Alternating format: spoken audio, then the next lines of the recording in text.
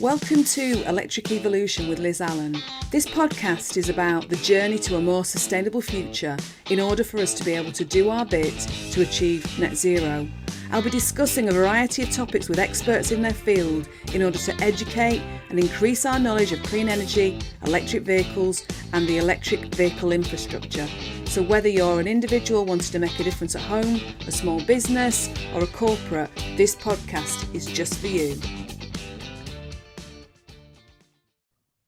So welcome to this week's podcast episode. It is the Christmas podcast. And if you're watching us on YouTube, you will see I have a lovely Christmas hat. And joining me is my husband, Professor Richard Allan, who also has a lovely Christmas hat. But you can't see your bobble on it, Rich. You need to move your bobble over. There we go. That's it. You'd never guess it's Christmas, would you?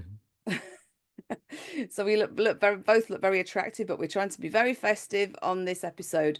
So it's more of a reflection, really, that I wanted to kind of talk about, and wanted to bring Rich on for this specifically, because it's now just over 2 years since this podcast was released, and there's been so many things that have happened. And the reason I wanted to give this this kind of overview really is because the reason we started it is because we ourselves wanted to go on a sustainability journey, didn't we? Yeah, I mean, I think we've always talked about it, but this has given us real impetus to kind of put our money where our mouth is. That is very true. And so for those of you that don't know Rich, he works as a climate scientist, professor of climate science at the University of Reading. So we've been together since the year 2000. It sounds like it's cue for a song there. And Richard was working for the Met Office at the time anyway, weren't you? So it's kind of, we've been on this journey through your work, and now obviously what we're trying to do as a family. But I thought it'd be a good idea to kind of discuss a little bit of the things that we've done in the house, to the house, and some of the things that have kind of that we've had a few little issues with as we've gone through it, haven't we? So do you want to start? Where did we start, Rich? Well, I suppose we started with various things like, I cut out meat out of my diet, and we would reduced and then stopped flying, those kind of things. So you're cutting out your carbon emissions from things you're doing as part of your job, but also as part of living your life. But then I suppose the first thing we got into was the saving sessions, didn't we? We kind of sat in the dark with all the electricity turned off, trying to, reduce our use of electricity, and you get a little bit of payment backs, for example, from Octopus or whatever energy provider we were on at the time. So we started doing that, didn't we? And then I suppose the next step was thinking, well, everyone's getting solar panels. Well, let's look into it. And so that was back in April 2023, wasn't it? Yeah, around that. I think we've been thinking about it for a little while anyway, haven't we? But it was one of those things that that kind of percolated in our minds, and it was somebody who you worked with, wasn't it, that had actually used a company that installed their solar panels and their battery storage. Yeah, well, we were already looking through, another company, and it turned out that my colleague at work, Pete Innes, he was also going through a similar process to what we were, and turned out that our company was stalling, so we switched, didn't we, over to Oh the yes, company they used. I'd And forgotten all then about that. Yeah, so they came and did their survey, and worked out, we worked out how many panels we could have on our roof, and it ended up, we thought there'd be 11, but in the end it ended up being 9. So that was 9 lots of 425 watt output panels, which gives you 3,800 kilowatt peak amount of power. So that's the total amount of power we can generate. And then obviously you want to smooth that power input across the day. So we got a battery, didn't we? yeah. Along with that.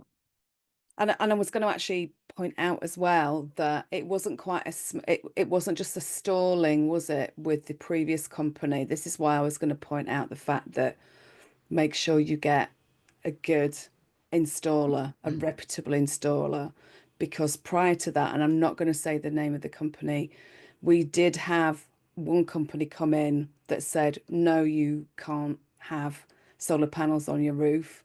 And no, you haven't got the room for an air source heat pump. And no, you can't have a battery on the side of your house. which Which, would be so surprising if you knew the name of the company. and we're not going to go into that, are we? But you have to bear in mind that there will be an element of risk with those organizations, but it's not just the big organizations, it's the people who work for them. So if you are going through any of this journey and you don't and they do come back to you and say no, try other companies, don't just go with the one. That's the main thing, isn't it? Because that was quite gutting at the time, wasn't it, really, to find out that we were being told that no, you can't have all this stuff. So that it was a bit of a hard thing. Yeah, and there were, as with all these things, there's always going to be teething issues. Like we ended up part boarding our loft because we thought the battery was going to go in there, and then of course they arrived on the day, so oh no, we just put it on the side of your house, and which worked fine. But then obviously you need to have a canopy over that to protect it from heavy rain and things like that. And I suppose the other regret that we've talked about is at the time, given our energy usage, we opted for what we could afford, which was the smallest battery, which was 5.3 kilowatt hour storage battery, which would have been fine for the kind of usage we had back then. But things change, and now we wish that we'd got much bigger battery, but then of course you're paying more for bigger batteries. So Yeah, I mean, at this point in time, so just before Christmas, we are talking about possibly seeing if we can afford to do what they call daisy chaining batteries together, because we've got an electrician who's pretty decent, and actually he's talked about maybe being able to do that. So it's possible we are kind of looking into that, but all of this stuff costs money. So it's one of those. It's been a long term position for us, hasn't it? And it's just it takes time to do them. yeah, time and money, and I mean it probably cost of the order of 10,000 pounds for solar panels and battery and installing. But then we probably didn't get the best deal ever, and there's other community projects and other funding you can get Yes. hold of now. So it just depends on when it's right for you, I think, in terms of making the move and what you can afford. And then, of course, the other aspect is that to do with batteries, and that leads on to the next step in our journey, which was getting an electric vehicle, is the fact that you suddenly realize how big EV batteries are compared to house batteries. So rather than a 5 kilowatt hour battery, our small EV, our second-hand EV, which is what we could afford, which has a range of 180 miles or so. In the Um, summer, well, in the yeah, summer it's about 180. yeah. The battery size is, 30, is it 39 kilowatt hours? It's 38.5, yeah, yeah, yeah. yeah. So it's, hugely bigger. So the future is the two-way charging, isn't it? Where you can use your battery, your EV battery when it's not in use as a house battery, and it makes so much more sense. I think there's only so many vehicles that actually will have got the capacity and the capability to do that. And I know that there's Mm. a WhatsApp group that I'm in where there are some very, very clever people who are working on this at the moment. But I know out in Australia, there's a chap I interviewed earlier on this year, and he's basically said that his Tesla, I think it was either this year or last year, was basically powering his neighbours, kind of houses Mm. when they had a power outage. So Yeah, so these things are there, and people don't realize that kind of vehicle to grid, vehicle to load, vehicle to X, which are all different terms. It's kind of it's there. It's the future. It's just going to yeah. take a little while. And probably the other thing you don't realize is how much energy is used in charging up your EV. So compared to what you can generate from your roof, it's hugely more. So that's why it's so crucial. Like our next step, we got the EV maybe August 2023, wasn't it? Yeah, just a little bit before that, but we were Yeah, just to kind of say we actually had the Zappy charger, which works with solar. We yeah. had it installed at the same time as the battery and the solar, because if you're going to do any of this, if you can get a company that does all three, then obviously you theoretically pay less on installation fees because it's all going in at the same time.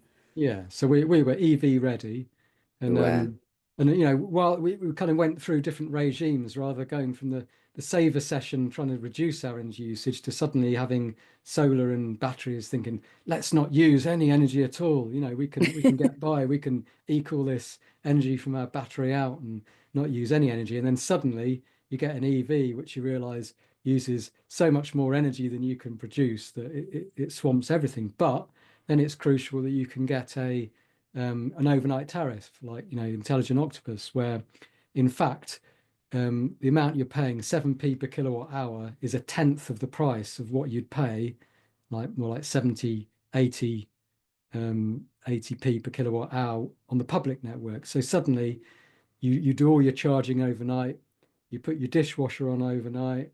Um, it if your wife's away, you put your washing machine on overnight, but then she complains if she's not away.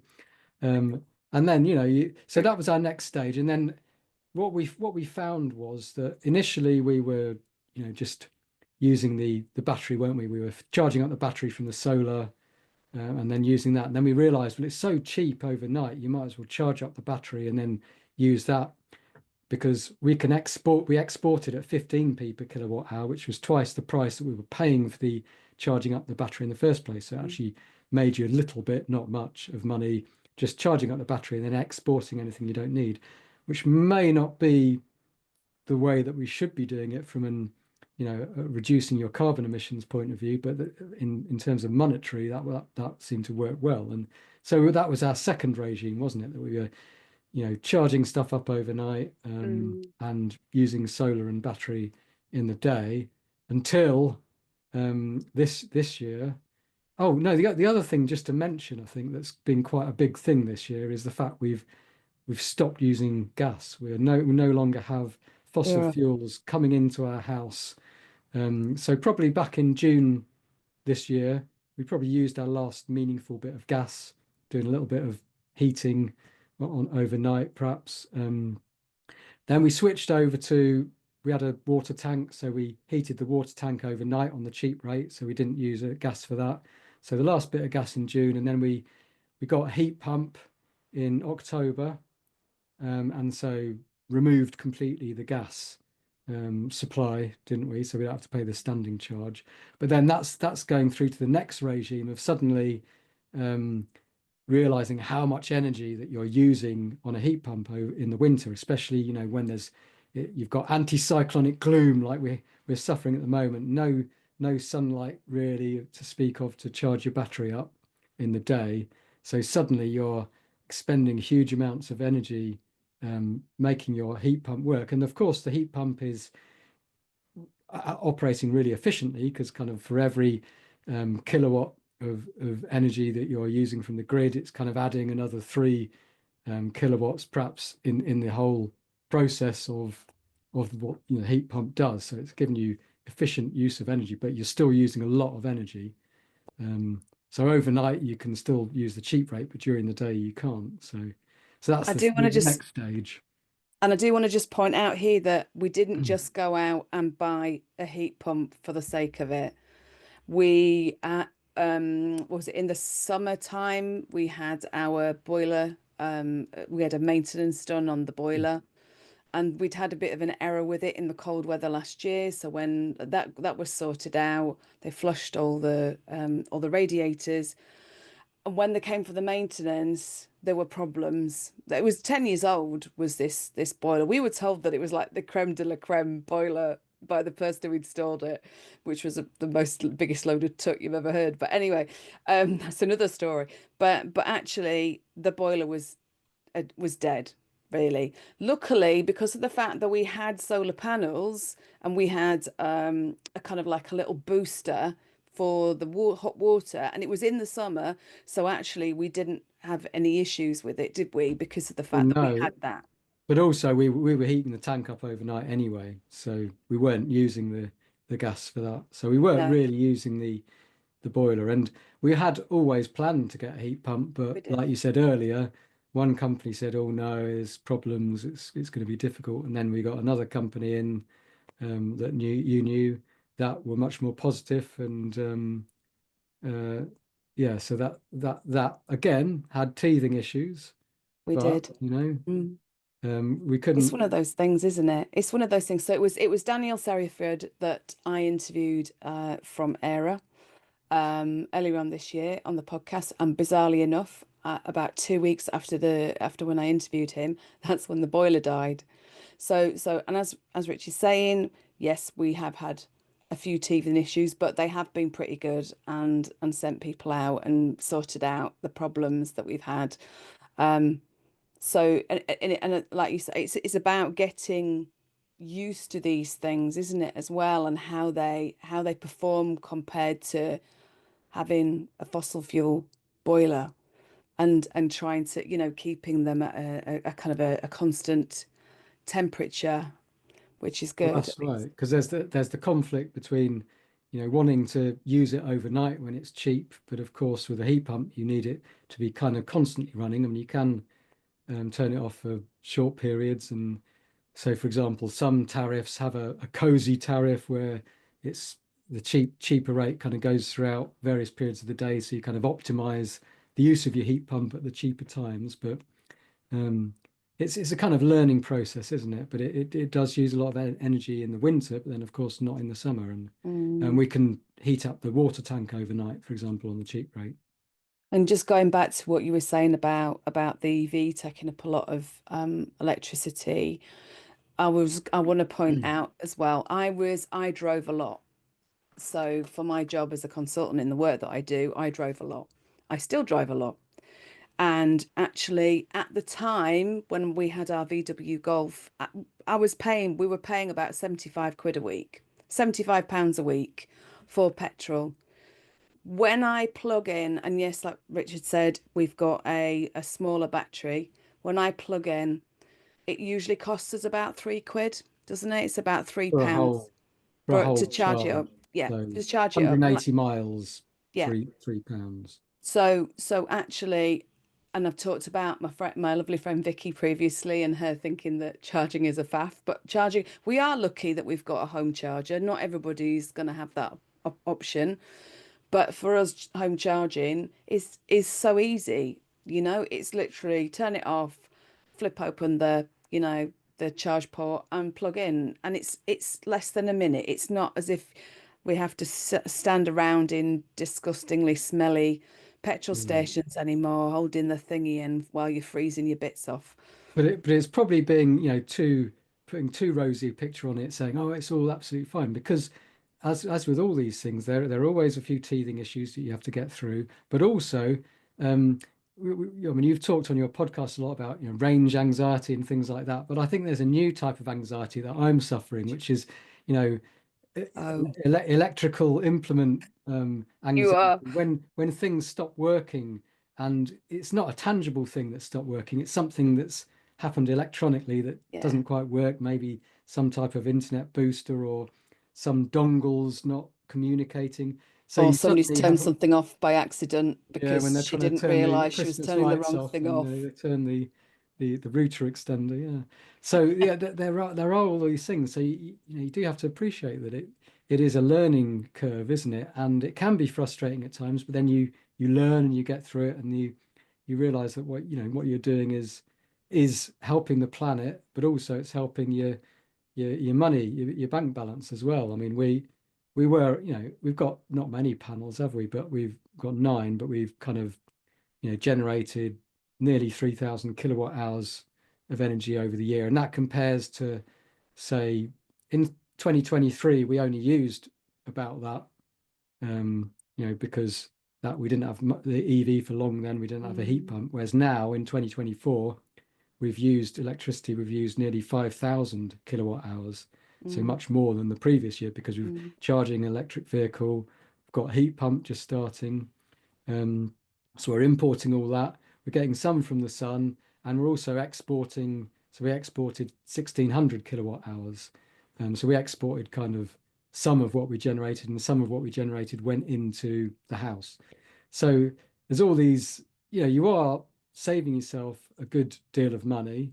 But I think more crucially, from our journey point of view, we really want to reduce our carbon emissions. And there's a lot of ways you can do it, stopping flying, changing your diet, but your domestic heating and electricity is also a huge personal thing you can do. Definitely. And I was going to say, um, you get excited saving money when we export electric, aren't you? In the same way that I get excited when I get a mile back when I've got regen running on the on the EV. So I get when I'm going downhill, I'm going, give me a mile back, give me a mile back. Yeah. And it's kind of like that. So isn't it? So yeah, so on moving on, we've also had on the personal side this year something that I didn't realize would affect me. Well, I did realize it would affect me so much, which was our wonderful son James going to university for the first time at age 19. Started the University of Exeter for the first year doing biosciences in September. So yeah, it took him down to Exeter, and that was a bit of a wrench. For those of you that saw me before he went, you would know the state that I was in. I was a little bit on the teary side, wasn't I, Rich? Oh, yes. But actually, do you know what? Probably people who are listening and watching, you don't realize how all this production stuff works for this podcast. So Tom Stanhope, I was going to say some thank yous anyway. Tom Stanhope, bless his heart, absolute star. He is the producer of the podcast. But James, our son, also does the analytics for the podcast, and he sets everything up on the different. He sets it up on YouTube, and he sets it up on kind of the audio channels and stuff like that. But he does the analytics side because he's a mathematician. He's a mathematician like yourself, Rich. So he likes a bit of analysis and what have you. So that's been he's still doing it whilst he's away, and actually he's just joined us back for Christmas, which is lovely. So I drove all the way down to Exeter yesterday and back with two charging stops, one on the way there, one on the way back. Um, Wonderful experience on the way there with Pogo Charge. Absolutely blooming fantastic, I've got to say. Intuitive customer experience. Really, really good. On the way back, great experience, but the lighting in the car park where we were for a different CPO was pretty horrendous. So that was a bit of an issue, and I probably wouldn't have wanted to be charging there on my own at night. I'll just put it that So way. at least you had James with you. Yeah, I did. I did. So James was there with his mobile phone shining the light on the RFID because I can't see where the RFID thing is. Oh my God. So yes, but actually that in itself has been a really, really important journey for us. It's been a bit of a roller coaster, hasn't it, lately? Yeah, so the car was weighed down with all his washing on the way back, wasn't it? And obviously our energy usage is going to go up over Christmas. I'm really angry about that. Well, because he's brought his Xbox back as well. Well, he's brought himself back. Yeah. He's an energy user. Well, I've done this personal reflection. I wanted to do a little bit of a reflection of the podcast. I've kind of covered a little bit about the fact that we've been around for a couple of years now.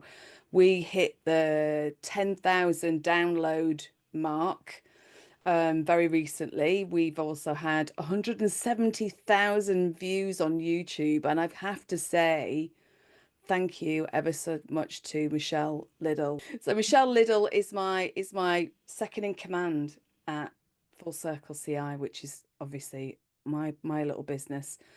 If it wasn't for Michelle, put the amount of effort she puts into our kind of our stats and our social media push for the podcast and for everything else is absolutely brilliant. So yeah, so that's been a real milestone. So 2 years and 10,000 downloads and the views of 170,000 is just amazing. And I've got to say, I was looking back today at the number of guests, Rich, and you were number two, weren't you? It was kind of me first in my little introduction, and then I kind of got to you.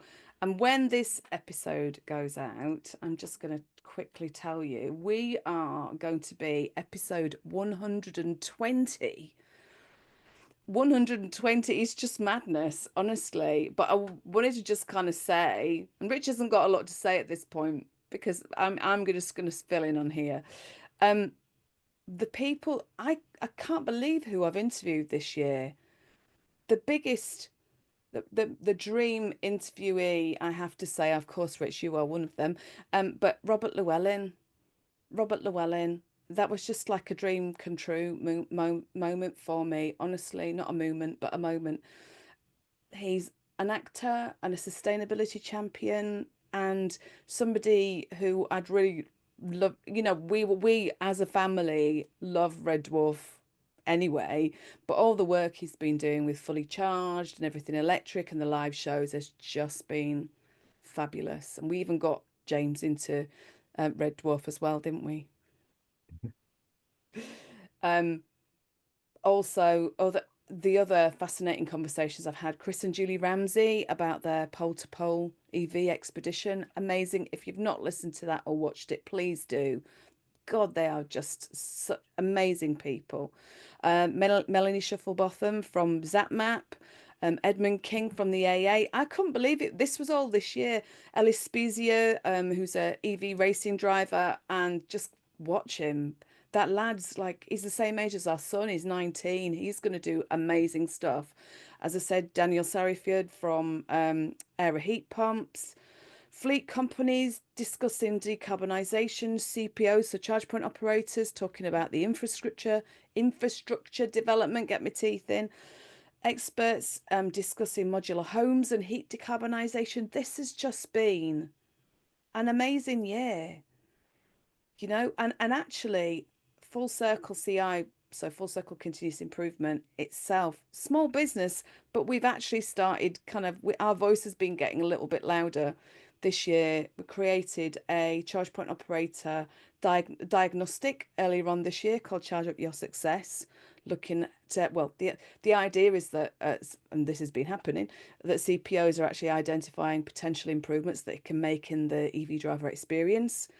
We conducted our first major, this was our first ever major research project, surveying over 200 EV drivers and trying to understand their own experiences with the charging infrastructure. And out of that came the white paper, which took months and hours and hours of writing, as Richard will tell you that he didn't see me for quite a long time because I was working so hard on it, wasn't I? Yeah, I forgot who you were. So plugging into the future, our white paper took so long.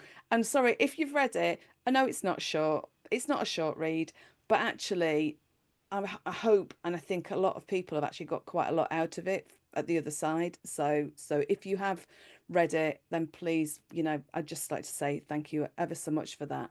But this is just some of the things that have gone on this year, and just like I say, such notable th areas of learning. I can't even tell you how much I've learned. If I look back, and I still kind of think that it feels like it's just a cold June at the moment, but when I look at what we've been doing as a family, as a business, just everything, and the people that I've met, it's just been amazing, honestly. So I'm going to finish this now because it is Christmas and I don't want to keep you away from your turkey and your, oh, sorry, if you don't eat meat, or Vegan, your vegan roast. Yeah. vegan roasty things, nut roast and stuff. By the way, I still eat meat, but I have cut beef and lamb out.